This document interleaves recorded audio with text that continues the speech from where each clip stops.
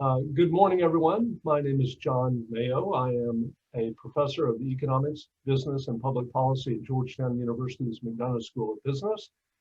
And I am also the executive director of the Georgetown Center for Business and Public Policy, which is our host for today. Today, we are very excited about the idea of doing a webinar on policy priorities and possibilities for the Biden FCC. As the title indicates, the goal of this session is to look at what ought to be on the plate for the FCC, what is on the plate for the FCC, what people are going to put on the plate, whether it's desired or not, and what the FCC might do to take things off the plate at the FCC. So we're very excited about that. We have a set of renowned experts that we'll turn to momentarily about that. Let me just say a word about the housekeeping aspect of this event. First, by way of organization, we'll first have a fireside chat that I will moderate. We'll go for a little while and then have a set of questions. We, like all Georgetown events, really do enjoy having the attendees be able to get questions in, to be as engaged as possible, to maximize the dialogue that we think is so enriching. We'll then turn to a panel that will be moderated by my colleague Carolyn Brandon. And again, at the end of that panel, we'll have a set of questions. And that brings me to the issue of how do you do questions? And I think we're all pretty familiar in a Zoom environment of doing this, but there's a Q&A button on the bottom of your screen. If you'll just, as questions dawn on you, type in a question. And again, at the end of the fireside chat, I'll try and turn to some of those questions. We may not be able to get to all of them, but we'll certainly do our best to get to some of them. And then the same thing will be true for the panel discussion. So let me turn right away to the fireside chat portion of this. It's my pleasure to have two renowned experts in telecommunications, both who have served in the private sector and in the public sector as experts in telecommunications. First, let me introduce Blair Levin. Blair is a senior fellow, non-resident fellow at Brookings Institution. He is the director of GigU. He has had several jobs at the FCC that have been notable, including the executive director of the National Broadband Plan, and served as the chief of staff to Chairman Reed Hundt. So Blair, it's a pleasure to have you here. Secondly, we have Brian Traymont. Brian is the managing partner at a law firm here in Washington, Wilkinson Barker, where he specializes in telecommunications law. Brian has won numerous awards in the legal field. He also previously served as chief of staff for FCC Commissioner, Chairman Michael Powell. So with that, let me welcome both of you to the webinar. Thank you very much for joining, guys. Thank you. Thank you for having us. I don't get a chance to wear this blazer very often during COVID, so I was just excited to roll it out for Blair. Thank you. Yeah, there's always the question in these events of whether we're wearing pants or not. You don't have to, but I'll just go on record saying I am wearing pants. I'm not sure you will. But what I wanted to begin with is to state the obvious, and that is that the country has really just finished, or is finishing, depending on your perspective, a gut-wrenching election process. And needless to say, it has left many people, including people whose job it is to design and implement policy, at the FCC and other places in the policy apparatus, with some raw feelings. And that doesn't feel especially good. On the other hand, we now are hearing more talk of bipartisan working relationships emerging than we have in some time. And that creates a bit of optimism on the part of a lot of people. And so what I wanted to do is pose to you, maybe Blair first and then Brian, how you might see the possibility of bipartisan working relationships turning from something other than a hope to a reality at a place like the FCC. And I know that's a tough one right out of the chute, but Blair, if you could get us started, that'd be great. Well, actually, my favorite rabbi, Lord Jonathan Sacks, who sadly recently died, Rabbi Sacks of blessed memory, did a wonderful thing on the difference between optimism and hope. And he actually had it reversed from what you just did. Optimism being a passive belief that things will get better, hope being a unified commitment to try to work together to make it better. Count me as a pessimist, but a hopeful pessimist. That is to say, when I look at the evidence, and there are a couple of books I read recently. One is Insecure Minorities, Congress, and the Perpetual Campaign, which explains why in a much more competitive congressional environment, which we've seen in the last 40 years than actually at any time in our country's history, there is a incentive to engage in contrast rather than cooperation. And then there's another book, A Time to Build by Yuval Levin, who is not a relation, but is a brilliant conservative thinker, who talks about how Congress is moving from a formative institution, which actually does things and forms both character of people as well as policies, to a performative institution where it's just a stage for various activities, YouTube videos, tweets, fundraising. I fear that what's going to happen, particularly with the 2-2, is that you will take the dysfunctionality of Congress and move it over to the FCC. And that whereas there are certainly lots of examples like the implementation of the 1996 Act, which I was very much involved with, and for which, by the way, there was not a real partisan majority, as Jim Quello was actually a Republican, but nonetheless, we were able to get everything done on a unanimous basis. But the times were very different. The polarization was not as great. And also the issues were much less polarized in telecom. You had the Tozan Dingle bill where Republicans and Democrats were together and stuff. But in any event, there is a possibility that you could do that. But to me, all the data, all the evidence seems to suggest that it's going to be very difficult. You can't really find good examples in the last few years of bipartisan cooperation on big issues. And so kind of the question is, how do we change the incentive structure? And that really depends about a lot of the people around the FCC. And I guess that's what I really wanted to zero in on, Blair, is that there is a temptation to view the occurrence of bipartisan relationships or dysfunction as exogenously given from the top down. And so my question to really, I want to vector in on with both you and Brian is, what advice might you offer for folks that are in the policy implementation aspect and design at the FCC, at the next FCC? Are there things that you can do to overcome that that otherwise sort of path toward dysfunction? Are there things that can be done within the FCC to overcome that dysfunction? You want to go first? Okay, John, or yeah, how do you want to do it? Blair, let him do this as a follow-up to you, and then I want to hear from Brian. Look, yes, there's a lot of things we could spend the next hour talking about them.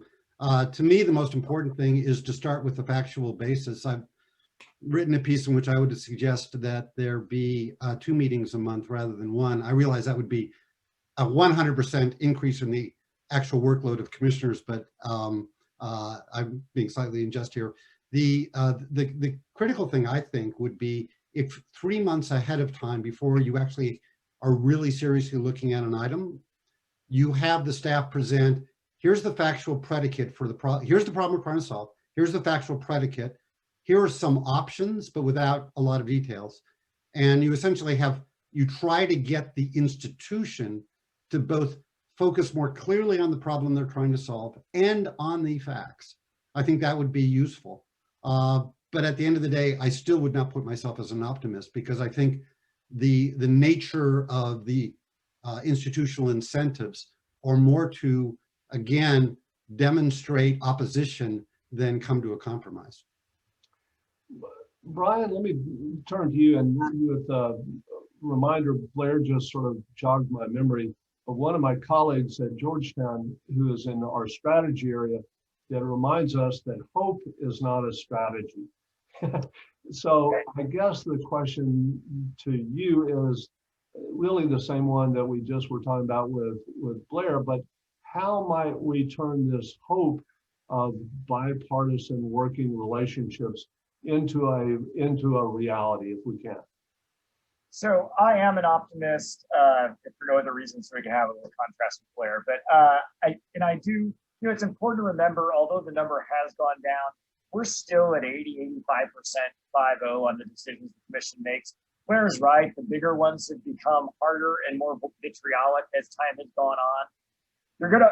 There's some of them you're always going to have that split, and I don't think it makes the agency dysfunctional. I just think it's a product of our times.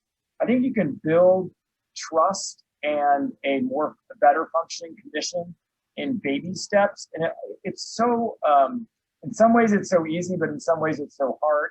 I think whoever the chairman is needs to start with really clear communications, what Blair just described in terms of bringing people in 3 months in advance, especially on the not 5% of things they're going to disagree on, but on things that are legitimately about just trying to find the right answer on a common set of facts. I think you can do that one proceeding at a time. I think you can demonstrate sort of uncommon leadership and humility by allowing a commissioner of the other party to get credit for something and letting it be okay. I think there are steps people can take, and I don't think the institution needs to become as performative as Congress. I'm hoping it can still be the productive place that Blair and I both enjoyed spending time in. So I have hope on this. I think the 2-2 may actually help because it's been a lead little choice, but to try to work across party lines to get anything significant done. And so I'm just hopeful that we can get to that the whole Biden administration and up and down the line can kind of turn down the partisan volume for the sake of the country and move to something that's more productive and focused on the public good. Brian, we're going to have, you mentioned, we're going to have a new chairman, chairperson, and you and Blair have both been the chief of staff to chairs at the FCC. If you were allowed 15 seconds or 30 seconds to provide some advice to the incoming chair, given the environment that we work in, whether it's 2-2 or 3-2, and never mind what's going on Capitol Hill, what's the piece of advice you'd offer to the new chair on how he or she might most productively get things done in the current environment? So I think you rarely regret things you get done. You more often regret things you don't get to. So I would focus on getting the building to run on all cylinders. I would also note that there's always going to be institutional resistance to anything you're trying to do. So set aggressive goals, be clear about those, plan well in advance, hold people accountable. I think it's a pretty standard management book, to be honest.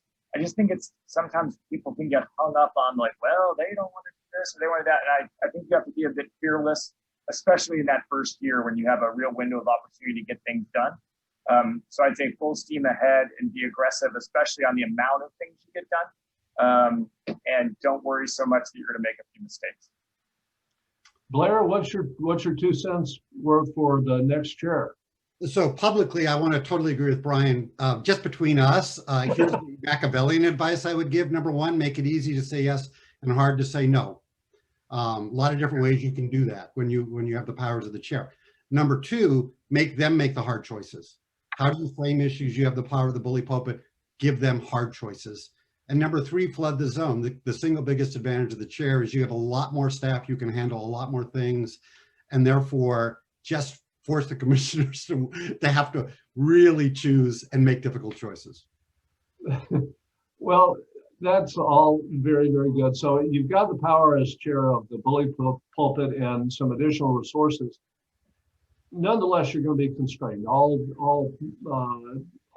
chairs are constrained by the priorities they set. Let me ask you, if you were to identify what you believe the Biden administration ought to prioritize by way of the specific issues that the commission can advance, what might those 2 or 3 be, Blair? Well, I think if you're thinking about it from the Biden perspective, it's like, what's the contrast? You know, number one, of course, reclassifying Title I to Title II. Second, focusing on the digital divide, but not just the availability gap, but also the adoption gap. In 2019, the FCC spent more than $5 billion on the availability gap, less than $1 billion on the adoption gap, while there are 3 times as many people, Americans, who suffer from the adoption gap. I think refocusing attention there. And then third is on a variety of things that come under the rubric of a consumer protection.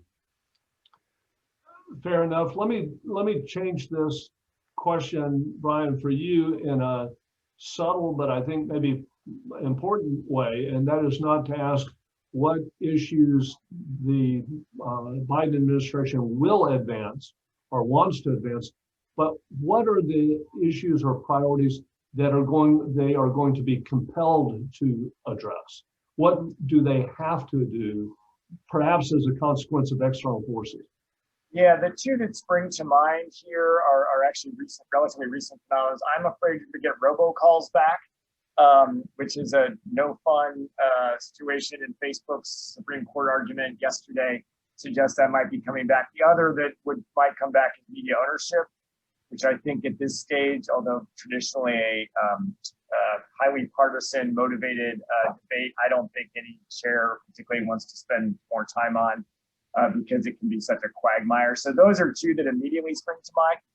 I agree that they're going to have to do reclassification, barring something from Congress, but I don't know that that's terribly exciting for them either. At some level, so much of the ship has sailed on that, but I agree that they'll have to do that. Can I just add, they're going to both have to and want to do more on what we might think of as next generation mobile broadband, 5G, but also Wi-Fi 6.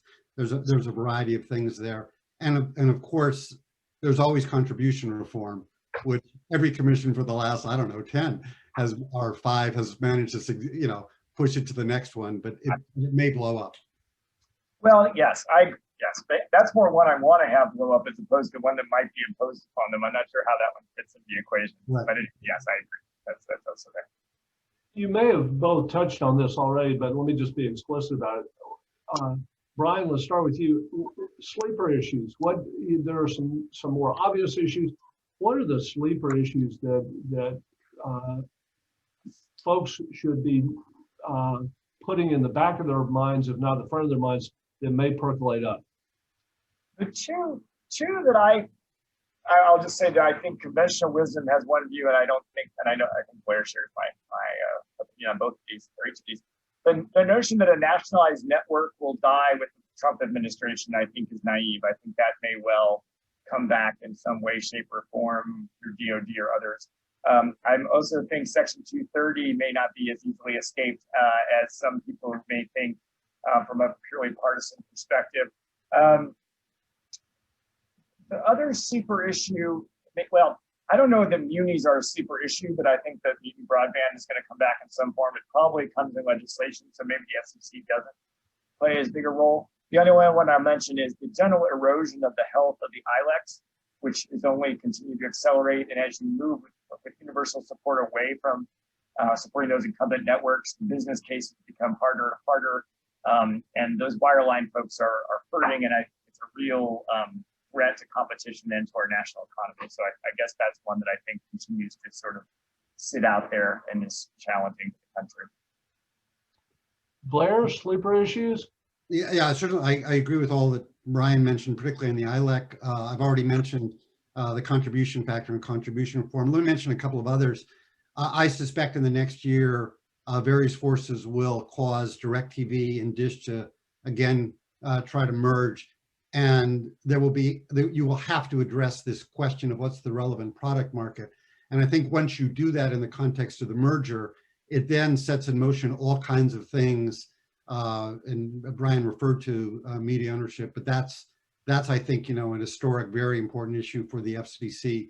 And you're gonna have to address it in a variety of ways. I think it's pretty complicated.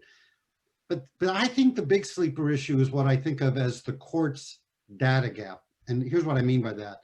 A very significant thing that I think will happen in the next couple of years is that the courts will make it much tougher for federal, and by the way, also state and local folks to regulate. A variety of reasons for that: Interstate Commerce Clause, the delegation doctrine, Chevron, et cetera. But it's also true that the FCC does not really do a very good job of collecting data. And I think the gap between those things, and I would just point out, one of the most extraordinary things to me, and I kind of think it's a huge failure, we've just run a huge natural experiment called COVID about what the real needs for broadband are, and the FCC hasn't collected one piece of data related to that. In other words, as it defines what we should be subsidizing, how are people actually using it in this new world? But the gap between the data that the FCC has to justify its decisions and a much more aggressive court making it hard can lead to all kinds of amusing and interesting things.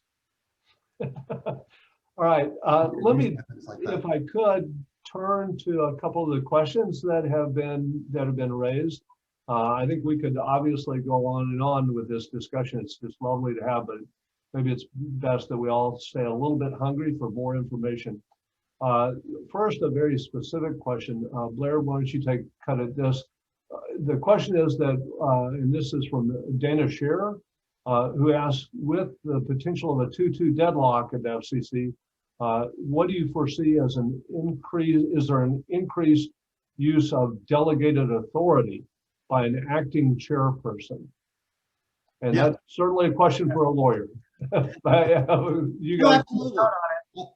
Absolutely, yes. It's kind of the same phenomenon. If you have a dysfunctional Congress, the president starts to do more executive orders. See a similar thing. And by the way, the Democrats will point to what Ajit did on Lifeline as a reason to do a lot of delegated things. And here's the cute part. If you act on delegated authority, the challenge to it comes in a petition to the commission to review the delegated authority, and who controls the calendar for that? The chair. So there is a lot of power. I think, this is where you get to the norms versus the law. The law actually kind of is unclear in a variety of ways, but will that happen? I definitely would bet on that. Brian? No question. Completely agree. I mean, it's a 2-2 split. The chair can do, not quite impunity, but can do an awful lot. And there are very few consequences to doing things on delegated authority. Okay. Let me turn to another question. And it is as follows. This is from Brett Glass, who says, I'm the owner and operator of a small rural broadband provider, which has sacrificed to furnish quality broadband during the pandemic. While we recognize the need for a change in the administration that would handle COVID responsibly, we are concerned that there might be an attempt to return to the draconian internet regulation which scared investors away and almost put us out of business. Do you, that's the question to both of you, see this as a renewed threat going forward? Brian, let's start with you.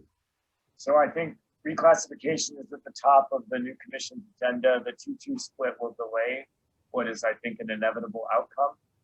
The exact contours of that new regime and how closely it hews to what the Wheeler Commission did before, I think, is a little bit TBD.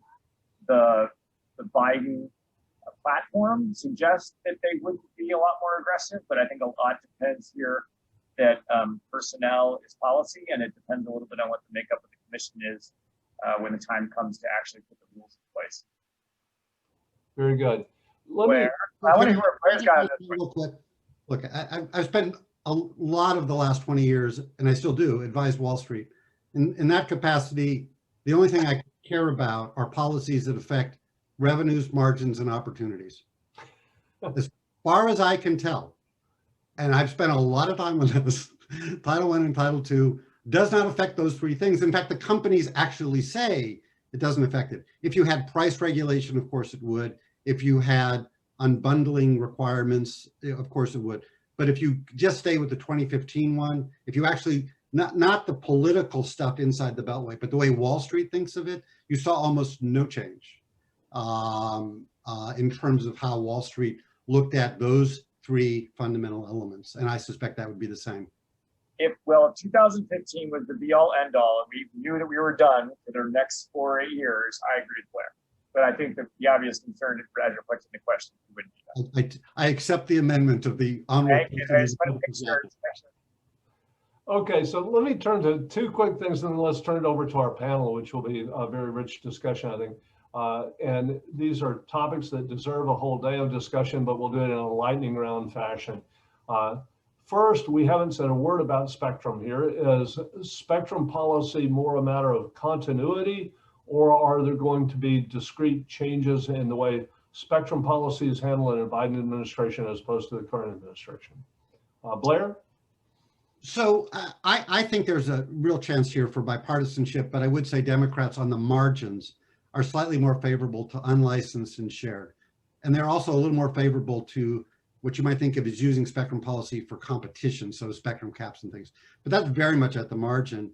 I think the single biggest difference was, and I think my Republican friends at the FCC would agree with me, during the Trump administration, the inter-administration spectrum disputes were out of control. And I think, but that was not true, by the way, in the Bush administration.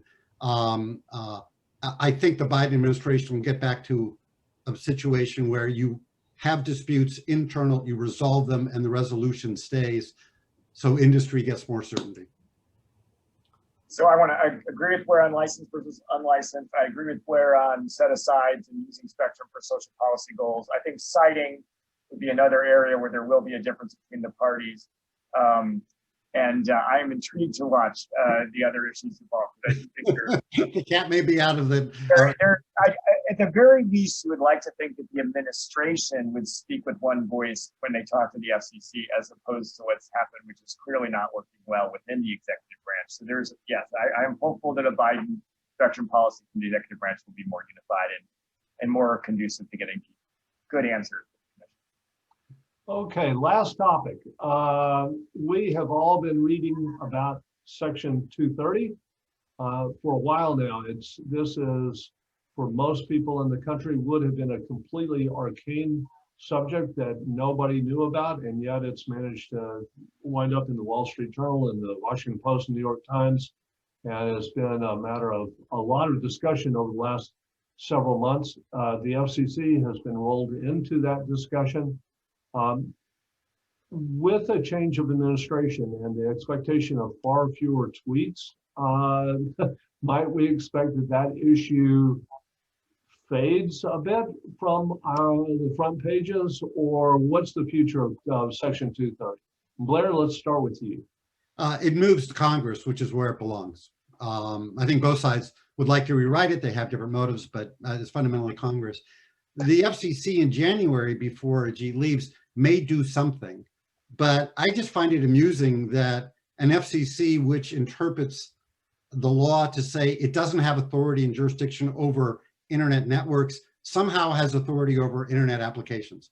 I understand the argument, but it always reminds me of Oliver Twist, or Charles Dickens and Oliver Twist, who said, if the law says that, the law is an ass, an idiot. How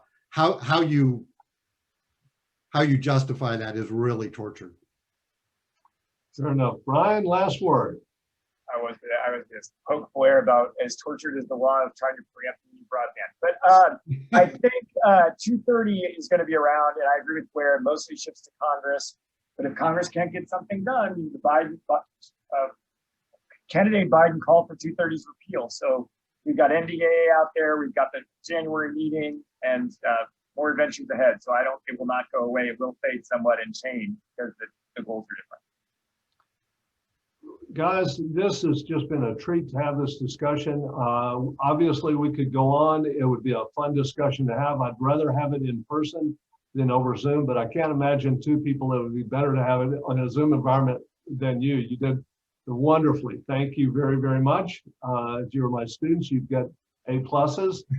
And with that, let me turn it over to Carolyn Brandon, my colleague at Georgetown, who is a Senior Industry and Innovation Fellow at the Georgetown Center for Business and Public Policy, and I'll allow her to introduce the panel. And with that, thank you very much, guys. Thank you, and good to see you. Thanks, John. Thanks, Blair. Thanks. Thank you, John.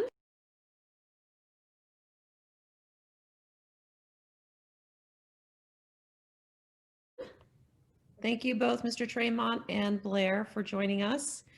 Really excited to continue the conversation that was started with our fireside chatters, as it were.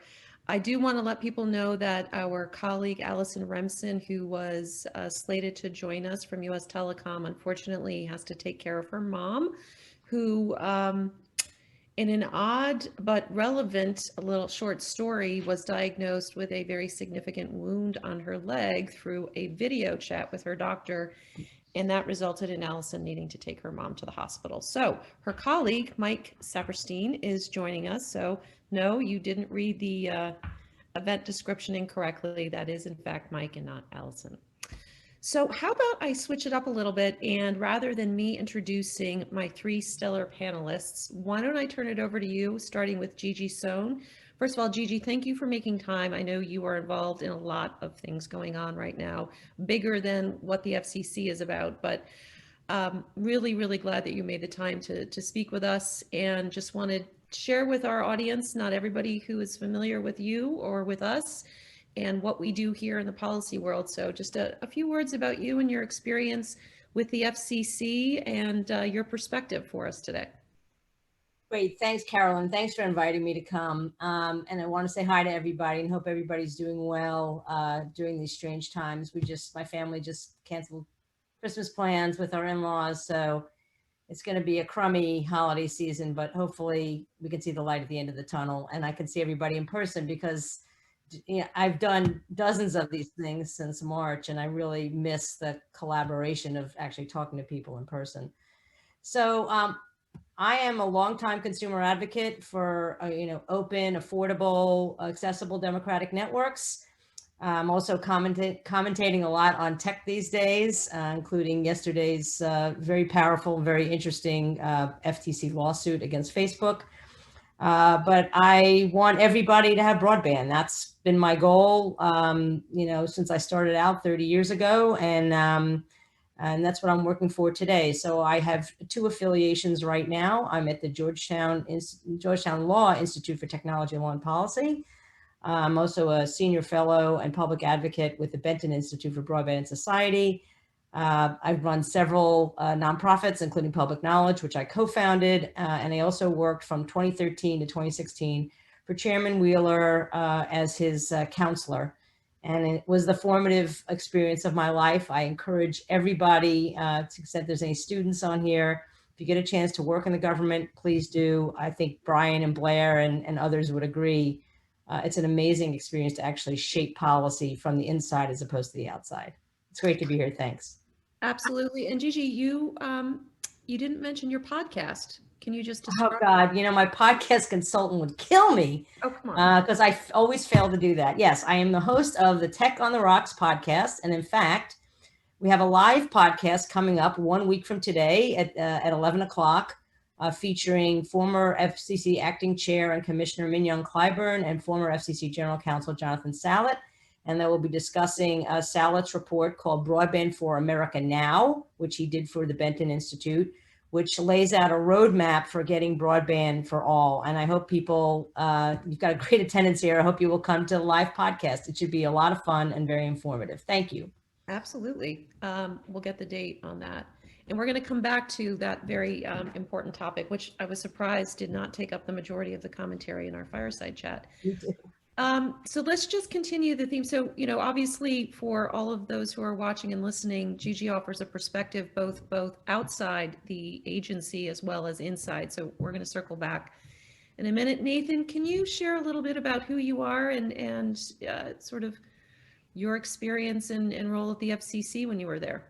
Yeah, thank you for having me. I would be remiss if I didn't say my mom is watching, which is cool. And she, I think, signed in as organization Team Nathan. And I think her title is Mother. So this is pretty cool. Mom, by the way, Carolyn and Gigi are two women I get to work with on a regular basis who are incredible in their respective ways. And it's pretty cool to be mentored by both of you and rivals in some ways on different sides of the aisle. But someday we'll get back to drinking together at a bar or playing rugby, Gigi, or whatever it is we want to do. But in the meantime, it's great to have you guys all together. And Michael, who apparently is a neighbor of mine, I just found out because we both are frequenting the same neighborhood, which is pretty cool.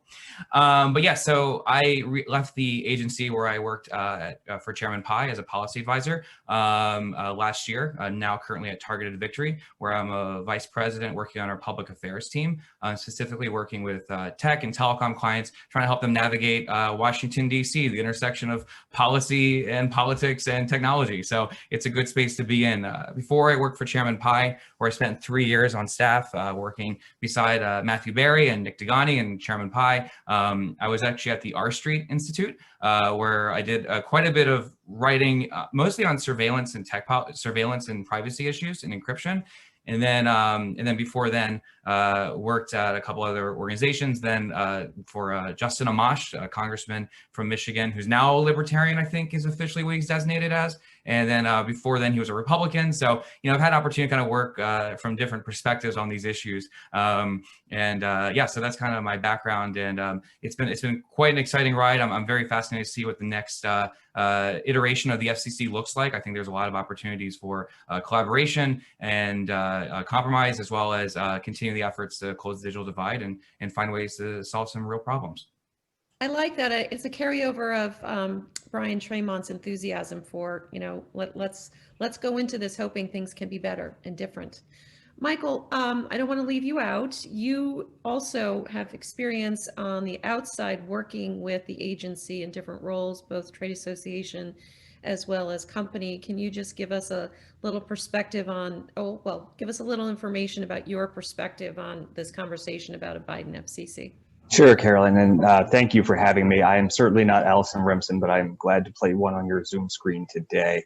I represent U.S. Telecom, so we are the Broadband Association. We represent primarily wireline broadband companies of all shapes and sizes, from your largest carriers down to many very rural, very small carriers. But we all have a common interest, which I think we've all mentioned now, of closing the digital divide and connecting everyone to broadband. As you mentioned, I've been both on the inside and on the outside. Prior to coming to U.S. Telecom, I worked at Frontier Communications and actually worked there before my stint at the FCC as well. So I have some practical experience for how the FCC's policies go into effect and what they mean when you're trying to, in the real world, to implement them. I also served in the Public Safety and Homeland Security Bureau of the FCC, working on a number of cybersecurity matters. And I've also spent some time at the Wireless Infrastructure Association. So right now, my role is strategic initiatives and partnerships, which really has been focused so far on connecting the unconnected, closing the digital divide, and addressing all things infrastructure, because we want to get as much broadband out there as we can. So thanks for having me. Absolutely. Thank all of you again. So I was hoping maybe we could break the conversation into two pieces. First, let's talk a little bit about process and procedure, given the 2-2 split and what that may mean or what it might not mean. I was on a call earlier, and I think some people who weren't familiar with the way in which the agency works assume that a 2-2 tie means nothing happens at the agency. And I spent some time trying to explain that that's not true. Obviously, coming in as a new administration, you would prefer that you've got your team, you've got the majority, and you can march down the field. I was hoping we could maybe kick off our chat. And what do you guys think? The fact that we now have this 2-2 at the FCC, do you think that's going to have a actual impact on the ability of a Biden FCC to actually get things done during the 4 years, i.e. is it just a small delay? Or do you think this is a further politicization of all the issues in our space, and it's just an indication of how things are going to be, that it's going to be tough, it's going to be bitter, and we're just going to have people on either side not willing to come to the middle? Gigi, you've been at the FCC most recently under Tom. What are your thoughts?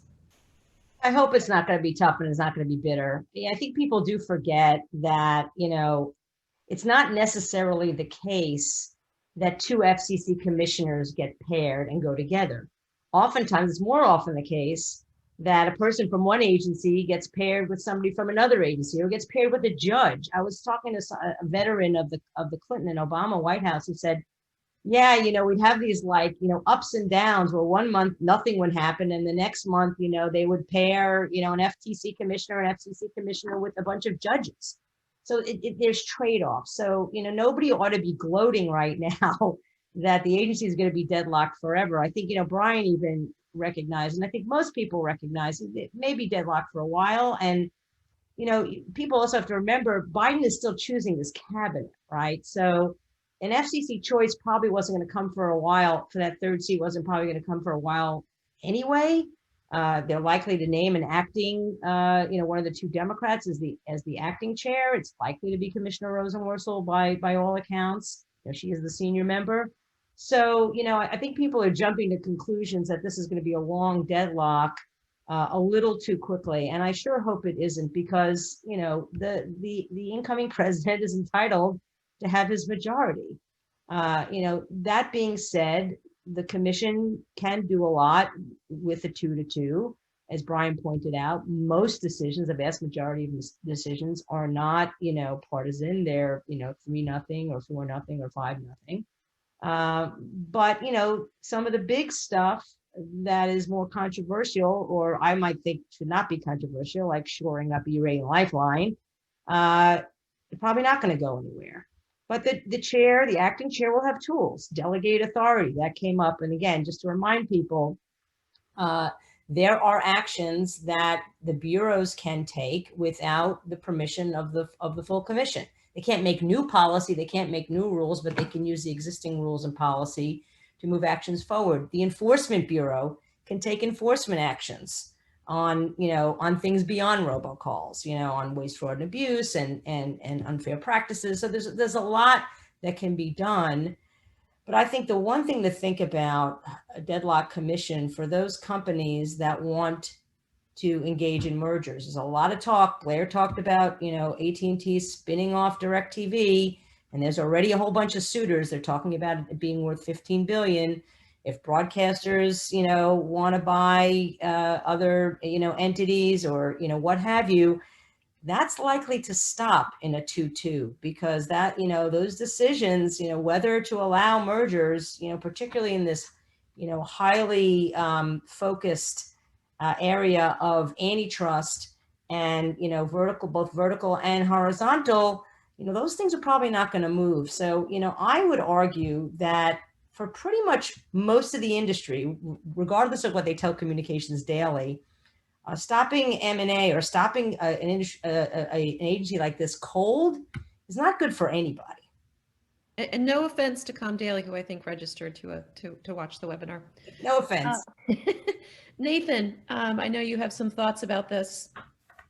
Yeah, I mean, I'm excited. So when I started at the FCC, what I was encouraged by was that, on the issues that got the headlines or got the tweets, that was actually a really small part of what the FCC is dedicated to doing. And, it's a credit to the career staff and the experience of those who are in the Republican Democratic offices on what we used to be the 8th floor. I don't know what the new 8th floor is going to look like, but on what we call the 8th floor in the commissioner's office, there was still so much a commitment to working towards the public interest and pushing things through. And I brought some stats that might be helpful, but like over the past 4 years, the FCC passed 281 meeting items, averaging about 6 items, just under 6 items per agenda open meeting. And over 90% of Chairman Pai's, initiated items, they passed with bipartisan support. And in fact, over 60% of those were by unanimous consent.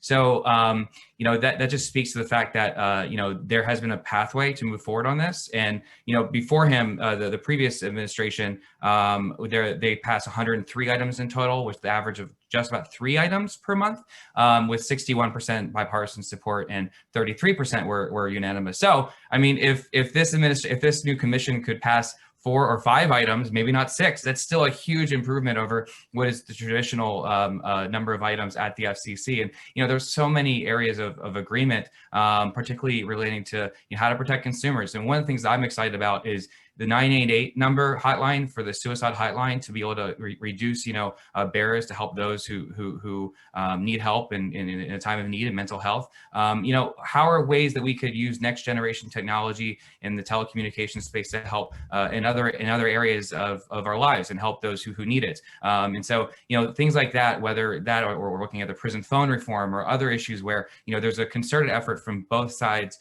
of the 8th floor to come together. I just think that's very exciting. And it's one that is an area to build off of. And one final point is on that is, on the areas where there are controversies, whether net neutrality, media ownership, or some other questions, I think the opportunity to build consensus, to get those things settled, is through consensus. And consensus requires bipartisan opportunity and working with Congress, working with those not just in the agency but outside, to find a path forward that helps everyone and helps kind of move the ball conversation. And so, the areas where I was able to have legislative success back in Congress was USA Freedom Act and the privacy section, or surveillance, where people from both sides of the aisle came together and passed real reform. Or, Cinema Wicker having the net neutrality, working group. How are ways that you can work together to work towards consensus? Even in the Trump administration, the First Step Act passed. So that's a pretty exciting thing to think about, that there are areas where people can work together even where you didn't expect it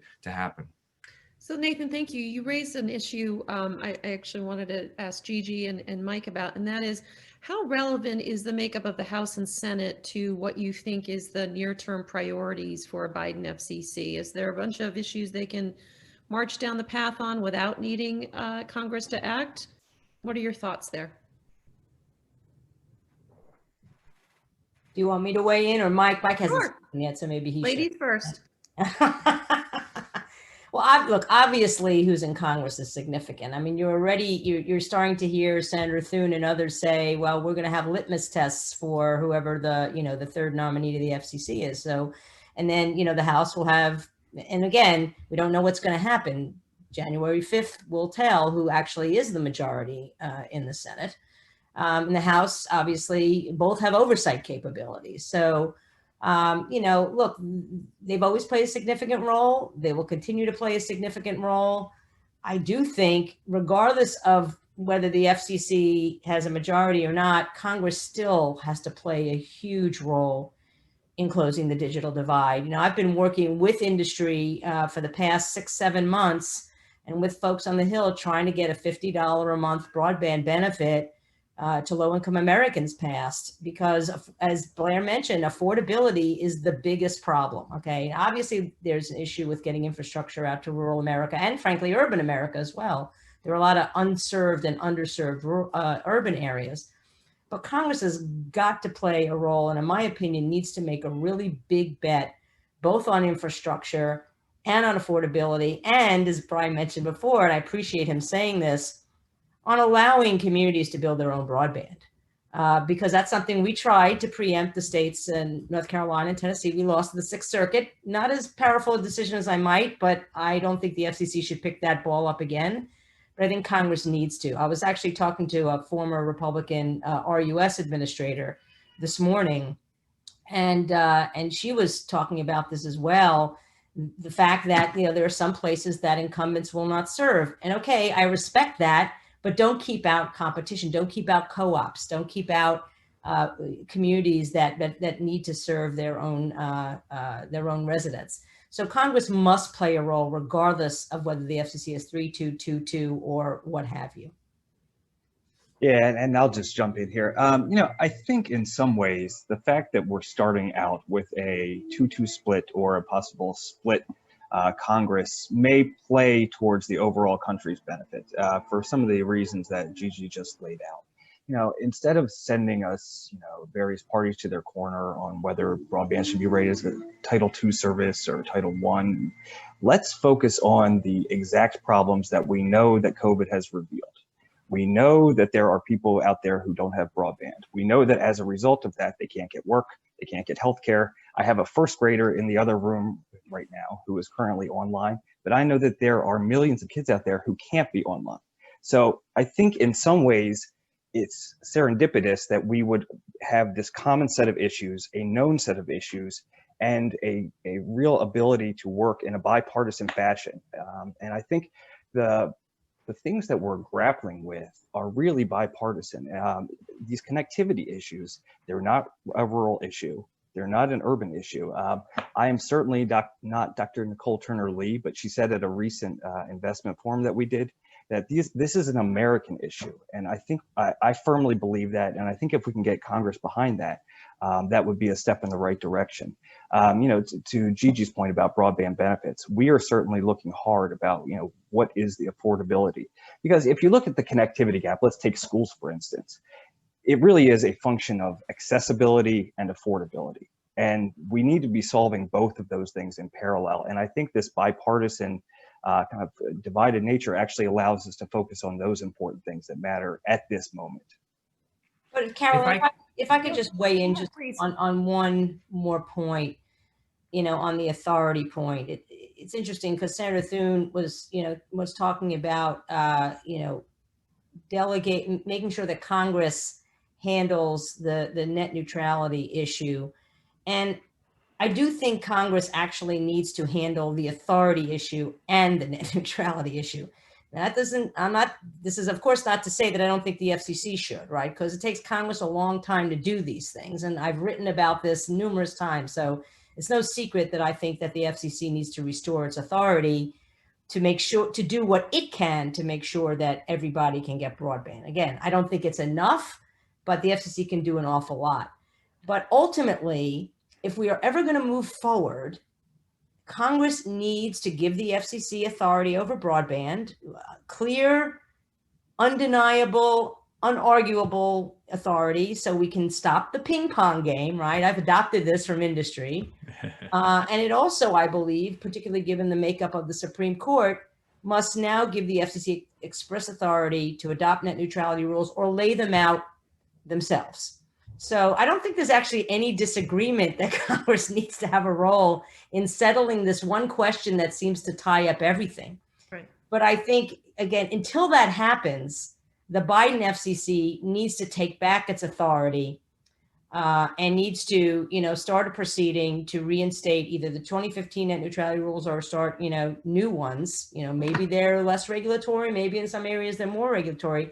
It needs to happen to bring everybody to the legislative table to say, Congress, please. It's been what, 18 years that we've been arguing? Like 100. Let's move on. If I could jump in on that. Actually, Nathan, let me just ask Gigi a quick question. Do you think there is any sense under Biden administration and the makeup of the House and Senate that you would have legislation that clears this up on the net neutrality front?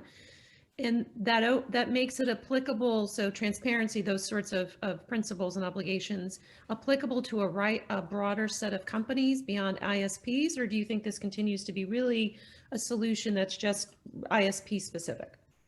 Well, look, I do not believe the FCC is the agency. And frankly, there's people on the right and the left that would disagree with me, by the way. Right. It's a very, very interesting position to be right now. I don't think the FCC is the place to regulate Google, Facebook, Amazon, and Apple. Okay, I agree with my former boss, Tom Wheeler, and my former colleague, Harold Fell, that there needs to be an agency, a regulatory agency that enforces non-discrimination principles or laws or what have you on those companies. So I believe that the principles should be applied to those companies, but not by the FCC. So, like I said, I'm all in favor of strengthening antitrust law, passing national consumer privacy bill and starting an agency that will oversee those companies. But I think if you throw those two industries together in this agency, then nothing will happen.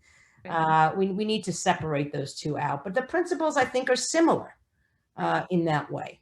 And I have to say, anybody who listened to me 5, 6, 7 years ago will see that I've evolved a great deal, but things have changed. So here's putting aside reform, and I do want to talk about that further. So we'll just put that over here. What do you guys see as the sort of pressing, most important issues that Biden FCC is A, going to have to address because they're open and pending, and B, may want to address because it's part of the administration's vision for tech and spectrum policy? And then I'll throw it open as to who wants to play jump ball and answer first. Nathan, you're never shy. Can I pick on you? Go ahead. All right. So one thing that I think is a great opportunity to kind of kickstart that conversation is on telehealth. I think, Commissioner Brendan Carr led a promising telehealth pilot program that they moved on last year, or earlier this year, rather. 2020 is lasting a long time. They moved on that effort. It's showing fruit. And I think that there's an opportunity to kind of move on that issue to, expand opportunity for the telehealth space. As we learned from Allison Remsen's story, I mean, it can be life-saving, and especially in COVID. I don't know if I can get my vaccine via telehealth visit, but what are ways that we can use telehealth for next generation applications in the health space? And that's one that I would jump on. The second piece, if I could take a moment of everyone's time, is on spectrum. And it was alluded to earlier. There are so many intra-agency spats. It's very like parochial fights going on. It reminds me of that scene in Anchorman where all the other rival TV stations get together and have a battle, Brick accidentally killed a guy type situation. We need to kind of move on from that. So many issues.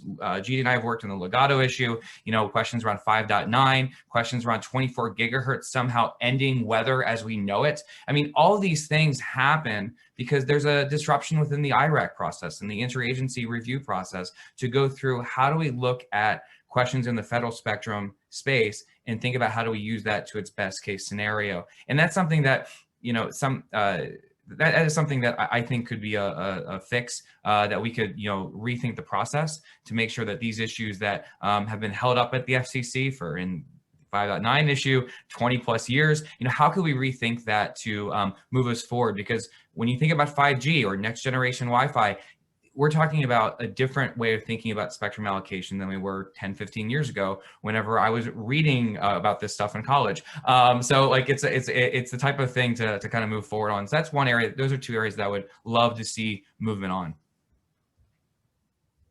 Yeah, you really knew how to party in college there, Nathan. But I didn't read any of that in college.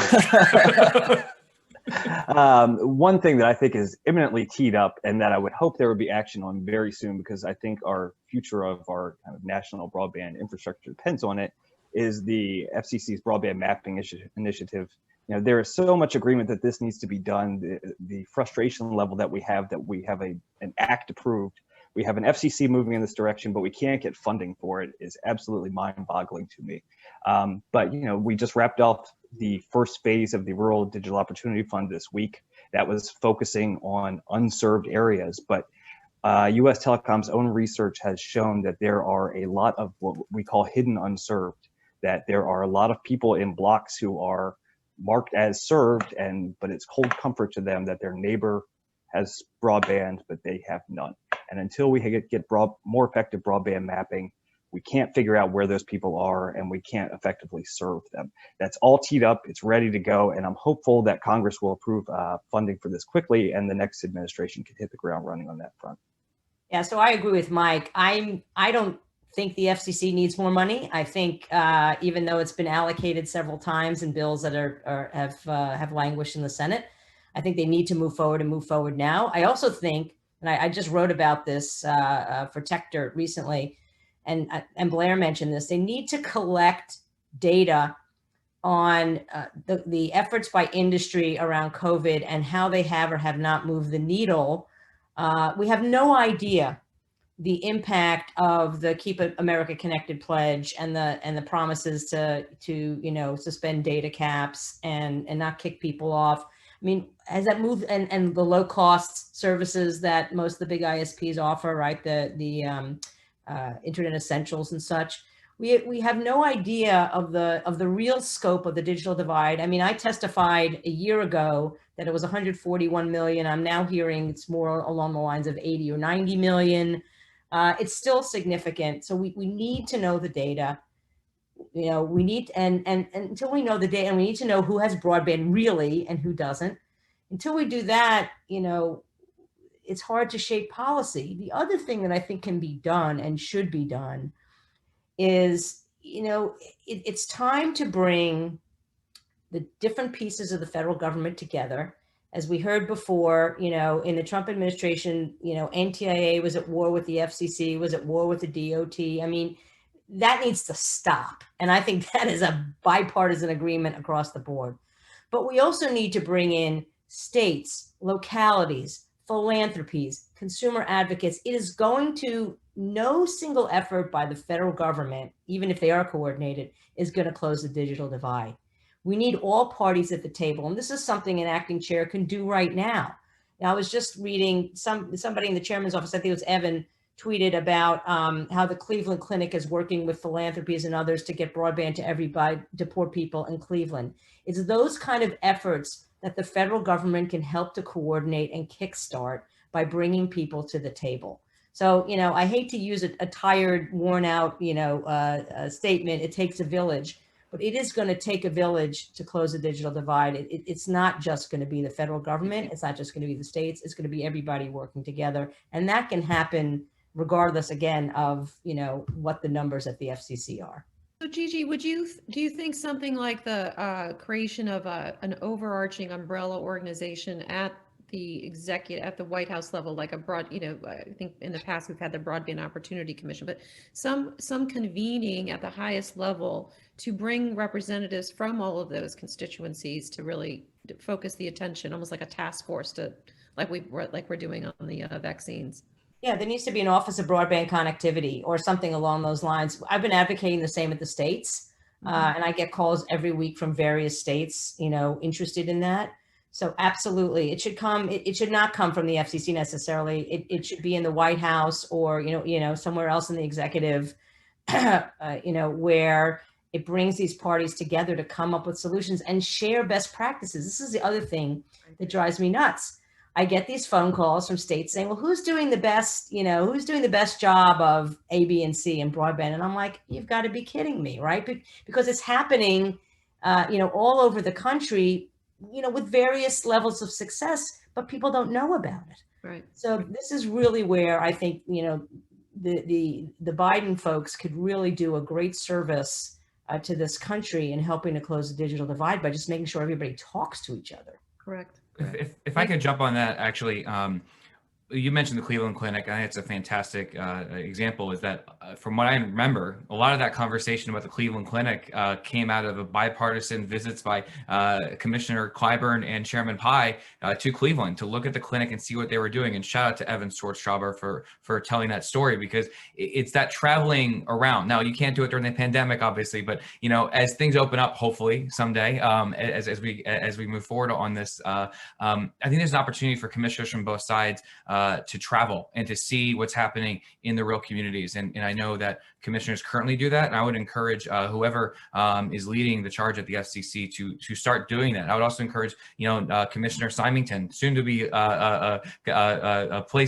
Commissioner Symington to visit more people, for Brendan to do more tower climbs, for Commissioner Rosenworcel to continue traveling as she's already doing, and Commissioner Starks to do that as well. I mean, they all come from different parts of the country. They all come from areas that they have different experiences, and connecting with those people, whether they're state legislators, mayors, small business owners, people who are on the wrong side of the homework gap, as Commissioner Rosenworcel talks about so much and so well.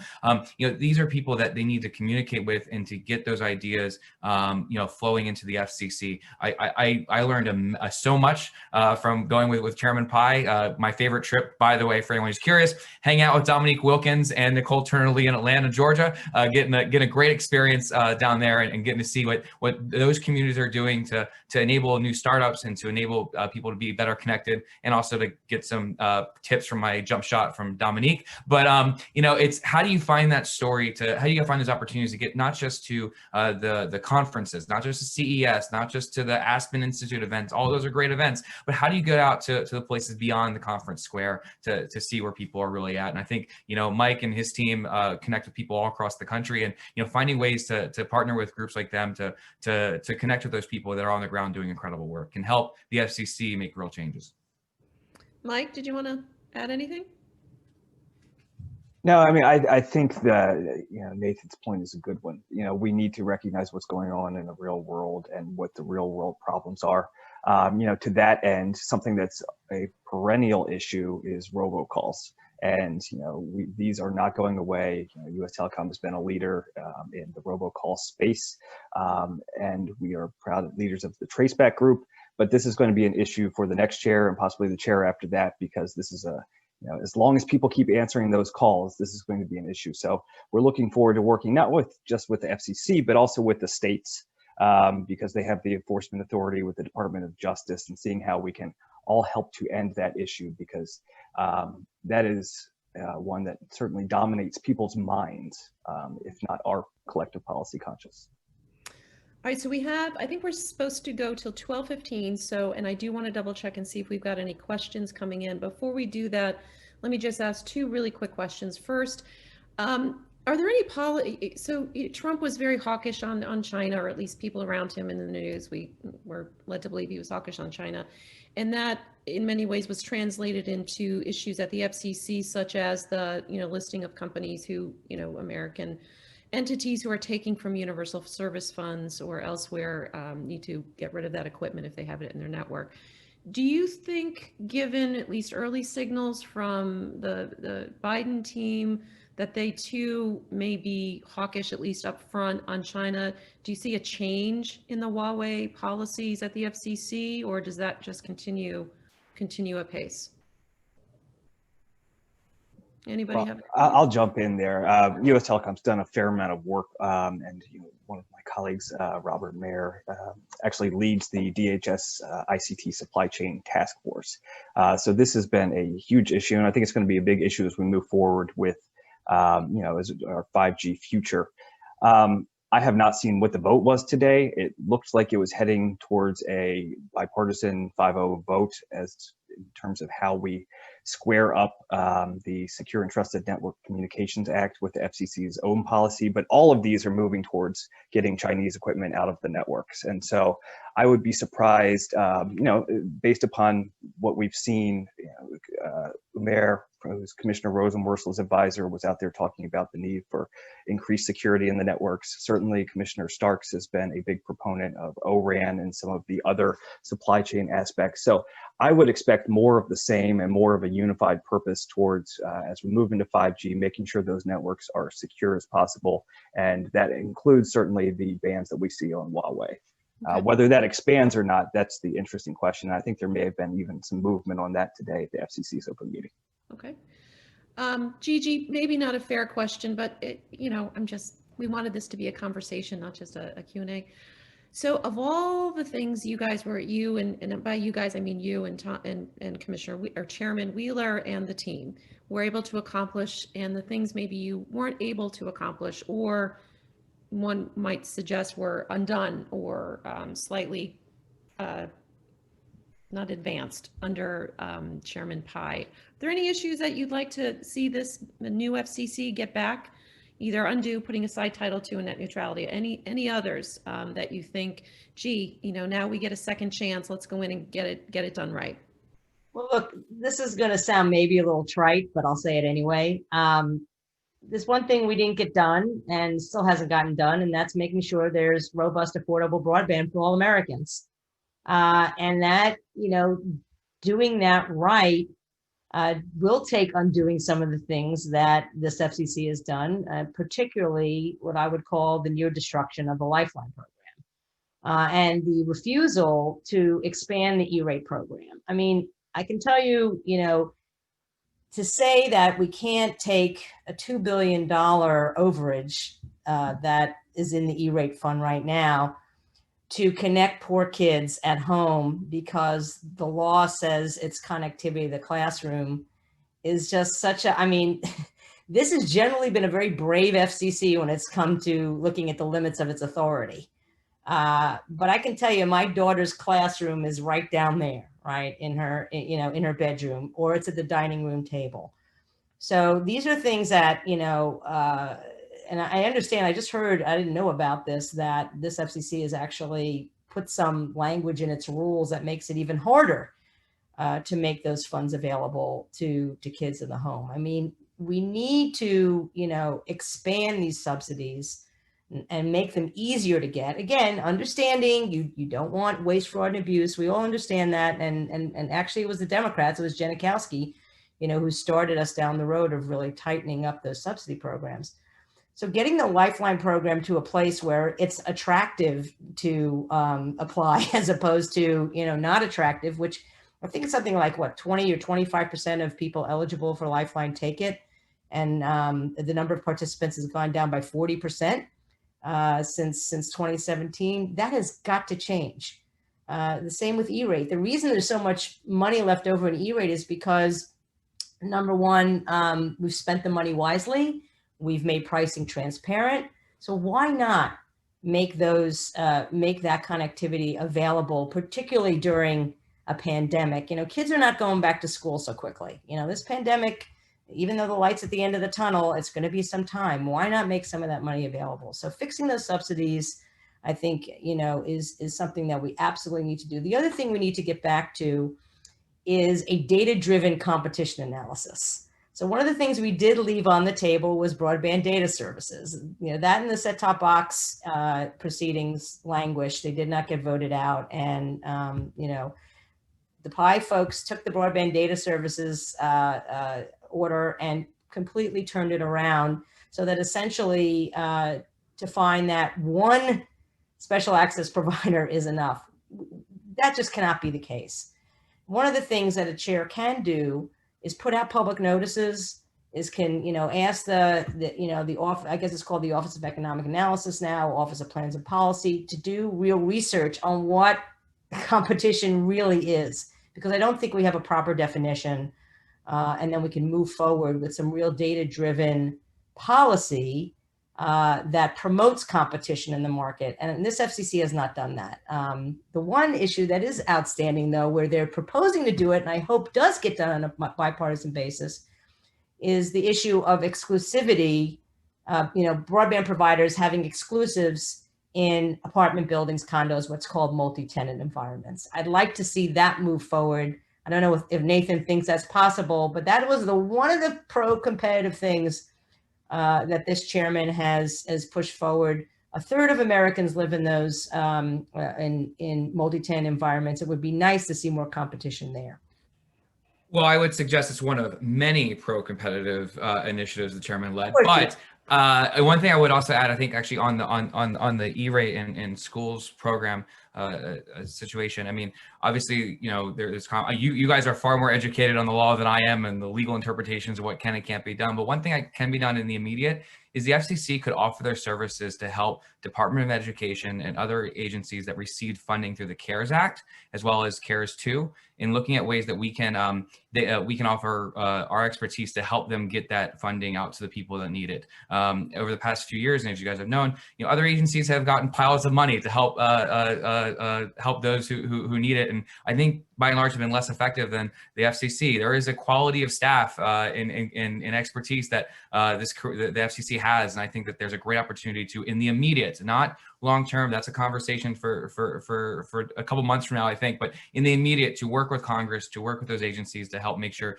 that those funding are getting to the right people, and I'm hopeful that we'll be able to do that. Yeah, if I could just, Yes, Carolyn, do I have time for? Okay, I'll be brief, but I'll just pick up on a couple of things I heard.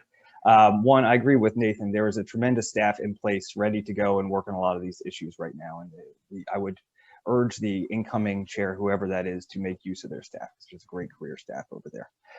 Two, Gigi, I think you would find a lot of support all around for making sure that people can afford to get online.